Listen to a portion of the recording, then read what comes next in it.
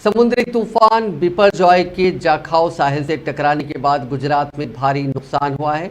इसका असर कच्छ, सौराष्ट्र समेत 8 अजला में रहा। उसने अपने पीछे बहुत बड़ी तबाही छोड़ी है। कई मकामात पर दरख्त और खंभे गिर गए। भावनगर में तूफान की वजह से 2 लोगों की मौत हो गई। 22 से ज्यादा अफराद जख्मी हुए हैं।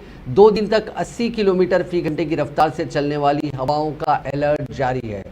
कच्छ में मांडवी, नालिया, नारायण सरोवर, जाखोपोट, मुंद्रा और गांधीधाम समेत पूरी रियासत में मूसलाधार बारिश हो रही है। 90 से 125 किलोमीटर फी घंटे की रफ्तार से हवाएं चल रही हैं। 940 से ज्यादा देहात बिजली से महरूम हो गए हैं। इसके साथ ही सैलाब और सड़क की बंदिश की वजह से 4600 दही इलाकों का राब्ता मनक़ते हो गया है। तूफान बिपरजॉय जुमेरात की शाम 6:30 बजे कच्छ के जाखाओ साहिल से टकराया। लैंडफॉल आधी रात तक जारी रहा। इस दौरान हवा की रफ्तार 115 से 125 किलोमीटर फी घंटा थी।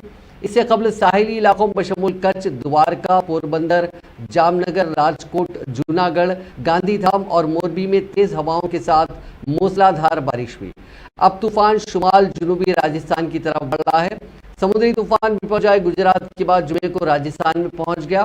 बाड़मेर और जालोर में आज रेड अलर्ट है और तेज हवाओं के साथ बारिश हो रही है। जालोर में जुमे की सुबह तक 69 मिलीमीटर बारिश रिकॉर्ड की गई। उधर जैसलमेर में भी गरज चमक के साथ बारिश का सिलसिला जारी है।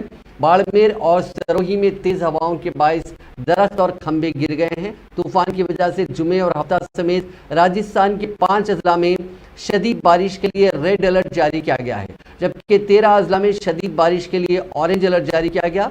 ये रियासत में 18 जून तक नाफिज रहेगा।